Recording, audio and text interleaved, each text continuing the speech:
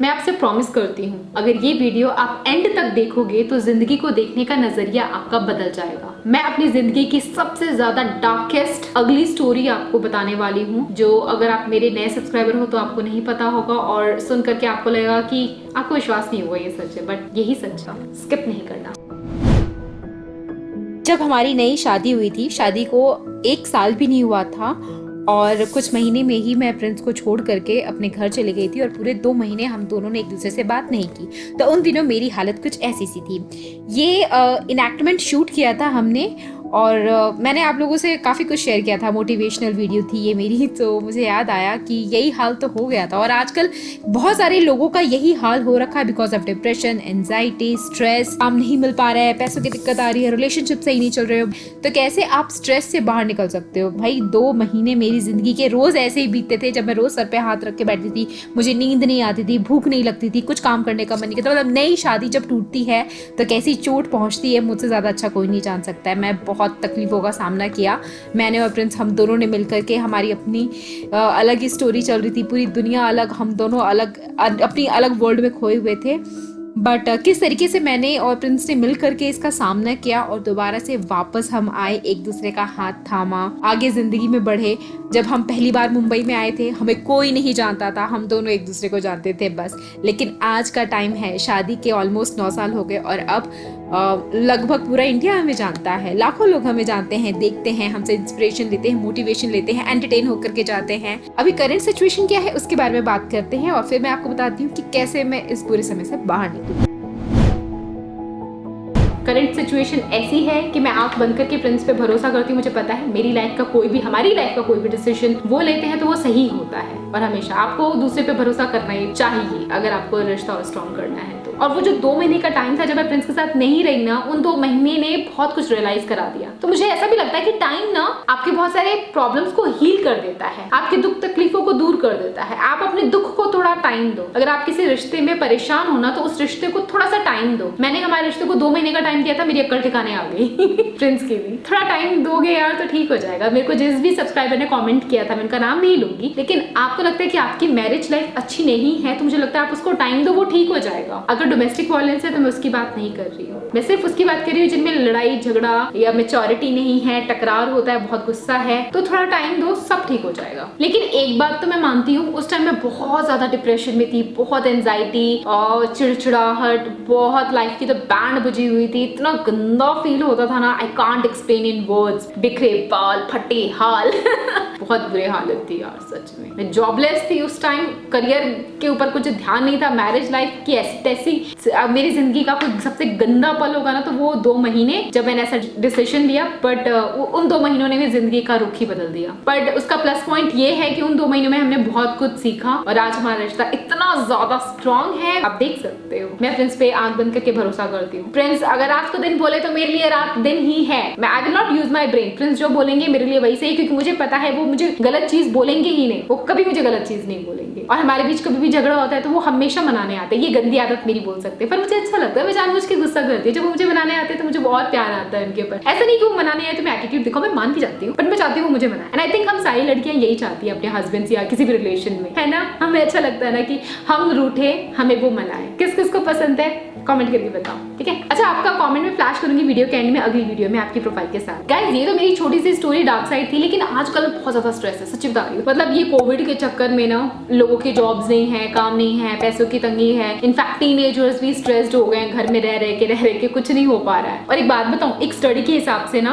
हर 10 में से 7वां इंसान ऐसा होता है जो स्ट्रेस से गुजर रहा होता है हर हफ्ते। तो सोचो स्ट्रेस एंजाइटी कितनी है लोगों में। और पता है स्ट्रेस के रीजंस क्या होते हैं? काम या पढ़ाई का बहुत ज्यादा प्रेशर, कोई भी चीज आप कर रहे हो वो आपके कंट्रोल में नहीं है, चीजें आपके हिसाब से नहीं हो रही हैं, आपको हद से ज्यादा रिस्पॉन्सिबिलिटीज मिल रही है पर उसको एग्जीक्यूट नहीं कर पा रहे हो आप। एंजाइटी की वजह से आप अपने दिन प्रतिदिन के काम नहीं कर पाते हो, हर काम में रुकावट आ जाती है, आप मेंटली फिट ही नहीं होते हो। Physical, mental, emotional health destroy कर देता है स्ट्रेस एंड एंजाइटी। जब मैं स्ट्रेस में थी तो मेरे पास तो कुछ ऑप्शन था ही नहीं टाइम देने का, मैं अपने प्रॉब्लम्स को टाइम दे रही थी। लेकिन आजकल का टाइम ना बहुत ज्यादा एडवांस हो गया है, आपको टाइम तो दो लेकिन उतना भी ज्यादा टाइम देने की जरूरत नहीं है। अगर आप हेल्थ सप्लीमेंट भी अपनी लाइफ में इनकलकेट कर लो तो आपको ज्यादा टाइम नहीं देना पड़ेगा। आप अपने स्ट्रेस से मुक्ति पा सकते हो अगर आप कुछ एक्टिव इंग्रेडिएंट्स को अपने हेल्थ सप्लीमेंट पे इंक्लूड कर लो। तो मैं यहाँ आपको एक ऑप्शन दूंगी, बहुत ही अच्छा है, आप ट्राई जरूर करना। आप ट्राई कर सकते हो ओजीवा का ये हेल्थ सप्लीमेंट एंजाइटी को दूर करने के लिए। सो गाइस, ये है ओजीवा का सेरो D3+, जिसके अंदर ब्रह्मी और जिनसिंग एक्सट्रैक्ट है। ये सपोर्ट करता है हेल्दी स्ट्रेस मैनेजमेंट को, हमें अच्छा फील कराता है, हमें खुश रखता है। इसके अंदर सेरोटोनिन बूस्टर है, एक तरीके का की हार्मोन है जो स्टेबलाइज करता है आपके मूड को, फीलिंग्स को,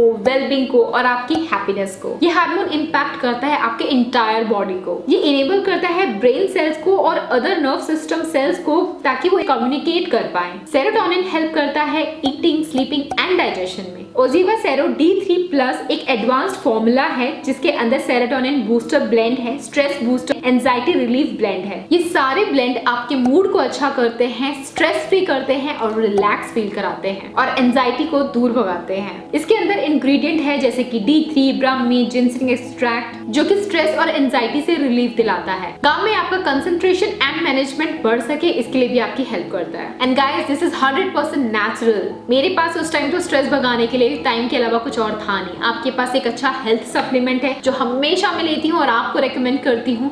इसका लिंक मैंने वीडियो के नीचे डिस्क्रिप्शन बॉक्स में दे रखा है, अगर आप चाहो तो अपने लिए ऑर्डर कर सकते हो। इसको लेने का तरीका बहुत आसान है, आपको 2 कैप्सूल लंच या डिनर के बाद लेना है, that's it. Both male and female जो 18 साल की उम्र से ज्यादा के हैं वो इसको कंज्यूम कर सकते हैं। एक बार सोच के देखो, सारा टाइम या तो आप अपने आप को कोसते रहो, स्ट्रेस में रहो, परेशान रहो, या फिर सिर्फ हेल्थ सप्लीमेंट को लेकर के इंग्रेडिएंट के गुडनेस की वजह से अपने हार्मोन्स को बैलेंस करके स्ट्रेस फ्री हो सकते हो। बहुत आसान तरीका है, ट्रस्ट में बहुत अच्छा वर्क करता है। Long story short, take OZiva सेरो D3+ स्ट्रेस और एंजाइटी से छुटकारा पाने के लिए, क्योंकि आज के टाइम में ऐसा कोई नहीं जिसे स्ट्रेस नहीं, बूढ़ा, बच्चे और जवान सबको मिलेगा स्ट्रेस बराबर। मिलता ही है यार, हमारे हाथ में तो है नहीं, हमारे हाथ में बस हेल्थ सप्लीमेंट लेकर के थोड़ा लाइफस्टाइल चेंज करके हेल्दी होना ही है, और कुछ हमारी लाइफ में है। तो आपके साथ मैंने शेयर किया था, थोड़ी और रोशनी आज के इस वीडियो में डालूंगी ताकि अगर आप भी उन सब्सक्राइबर्स में से हो जिसकी शादी या जिसकी लाइफ में बहुत ज्यादा स्ट्रेस, डिप्रेशन, एंजाइटी, घबराहट अगर है तो कैसे आप उसे रिलीफ पा सकते हो। और मैंने क्या किया, अगर आप किसी की रियल स्टोरी सुनते हो तो आपको कहीं ना कहीं आप उससे रिलेट कर पाओगे अगर आप सेम सिचुएशन में हो तो, और शायद मेरी स्टोरी सुनकर के आपको आपकी लाइफ में कोई मोटिवेशन मिल जाए और आप अपने उस डार्क साइड से बाहर निकल करके आ पाओ, क्योंकि मैं उसका जीता जागता एग्जाम्पल। तो मुझे नहीं पता मैं कहाँ से शुरू करूँ, लेकिन लेट्स डू इट। बहुत दिनों बाद इस बारे में मैं आप लोगों से बात करने जा रही हूँ। किसी से भी मैं इस बारे में कोई बात करती नहीं हूँ क्योंकि याद करने लायक कुछ था ही नहीं।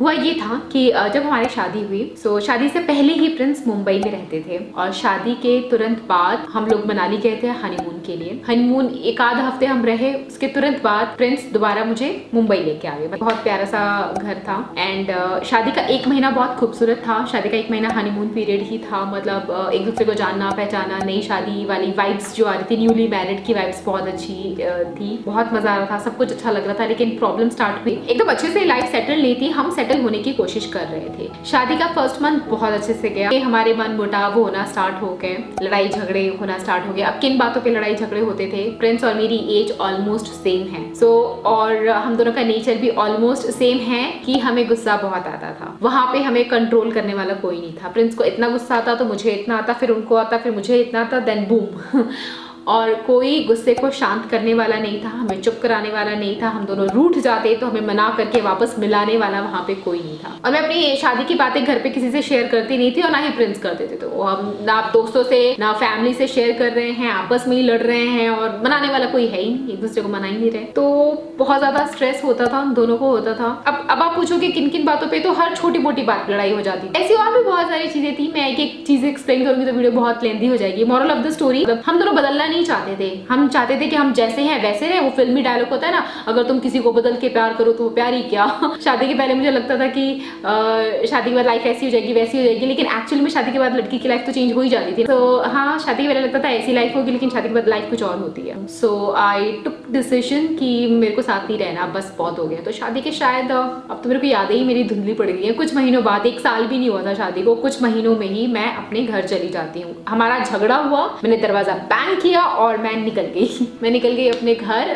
तो जब अपने घर आई उसके बाद मैंने प्रिंस को फोन ही नहीं किया। मैंने प्रिंस को 2 महीने फोन नहीं किया, मैंने उनसे बात नहीं की और मैंने डिसाइड कर लिया मेरे को रहना ही नहीं, मेरे को अकेले रहना है। I wanted to give him divorce. Literally मैंने डिवोर्स फाइल कर दिया था। अभी सोच के भी लगता है कि यार क्या करने जा रही थी मैं। अगर वो हो जाता तो आज मेरी लाइफ जो है ऐसी नहीं रहती, पता नहीं कैसी रहती। जैसी भी रहती इतनी अच्छी तो नहीं रहती। I am really happy. But फिर 2 महीने बाद अचानक से पता नहीं क्यों मेरे को बहुत रोना आ रहा था। मैंने बहुत रियलाइज किया कि यार इसके बाद लाइफ कैसी सी हो जाएगी। और मैंने बहुत मिस किया प्रिंस को, बहुत ही ज्यादा। मेरे को रियलाइज हुआ कि प्यार तो था यार, प्यार तो है, और वो कैसे जाएगा, वो कैसे खत्म होगा, कैसे बोलूंगी, लाइफ कैसी हो जाएगी। तो आगे लाइफ कैसी हो जाए वो सोच सोच के ही डर लगता था। तो फिर एक दिन अचानक रात को प्रिंस का फोन आता है और उन्होंने बोला जो हुआ उसको भूलते हैं, हमें कोई अलग नहीं कर सकता है, हमें अलग नहीं होना चाहिए, हमारी किस्मत ने फैसला लिया लेकिन हम अपनी किस्मत को ऐसा करने नहीं देंगे। बड़ा फुल फिल्मी डायलॉग कुछ मारा था, ऐसे कुछ बातें बोली, यही बैठे हैं।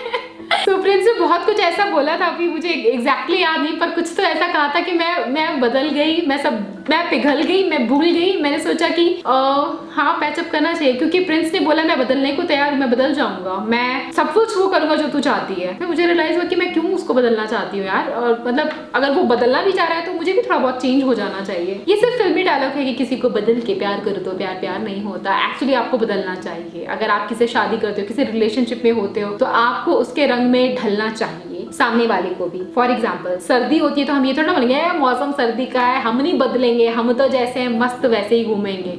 सर्दी आती है तो मौसम के हिसाब से बदलते हो ना, कपड़े चेंज करते हो ना, गर्म पहनते हो। रिश्ता भी ऐसा ही है, रिश्ता जैसा बनता है उसके सांचे में ढलना पड़ता है, और दोनों को बराबरी ढलना पड़ता है। कोई ना ढले तो फिर तो मुसीबत आती है। सो प्रिंस यहाँ पे बदलने को रेडी थे, और जब मैंने देखा कि वो रेडी है तो फिर मैं भी रेडी होगी। ठीक है, अगर तुम बदलना चाहते हो, तुम मुझसे प्रॉमिस करते हो कि जो मैं चाहती हूँ वैसा करोगे, तो मैं भी वही करूंगी जो तुम चाहते हो। एडजस्ट करेंगे, हाँ कॉम्प्रोमाइज करेंगे एक दूसरे की खुशी के लिए, अपनी खुशी के लिए। अपनी खुशी अपने में ना ढूंढ करके अपनी खुशी अपने प्यार में ढूंढोगे तो प्यार और रिश्ता दोनों स्ट्रॉन्ग हो जाएंगे। ऐसा हुआ मेरे साथ, मैं लाइव एग्जांपल हूँ, हमारा रिलेशन लाइव एग्जांपल है इसका। उस रात पूरी रात हमने बात की और फिर ये डिसाइड किया कि नहीं अब वापस मुंबई चलते हैं, नहीं लेना डिवोर्स नाम दोबारा मैं लूंगी नहीं इस रिश्ते में। एक बात और, अगर आपकी शादी अच्छी नहीं है, बैड मैरिज लाइफ से आप गुजर रहे हो, हेल्दी नहीं है आपकी मैरिज लाइफ, तो जरूरी नहीं है कि आप उसके जैसा बदलो क्योंकि मैंने बोल दिया है कि बदलो और एडजस्ट करो। आपको ये भी देखना है कि बदलना क्या है और कितना है। अगर आपके साथ डोमेस्टिक वायलेंस हो रहा है, कोई गाली गलौज कर रहा है, आपके ऊपर हाथ उठा रहा है, आपको लात घूसा मार रहा है, नहीं ऐसी शादी में नहीं रहना, दूसरे दिन ही अपने घर जाना है। दहेज मांग रहा है, पैसों की डिमांड कर रहा है, मॉलेस्ट कर रहा है, अब्यूज कर रहा है, या आपका किसी भी तरीके से गलत इस्तेमाल कर रहा है, ऐसी घटिया शादी में कभी भी मत रहना ये सोच करके कि अरे दीदी ने बोला था अपने आप को थोड़ा चेंज कर लो, एडजस्ट हो लो। नहीं, मैं ये नहीं बोल रही, बिल्कुल गलत मैसेज मत लेके जाना इस वीडियो से। इसलिए वीडियो को एंड तक देखना चाहिए आपको, आप लोग स्किप ना मारा करें, ठीक है। घटिया इस तरह की घटिया शादी में नहीं रहना चाहिए।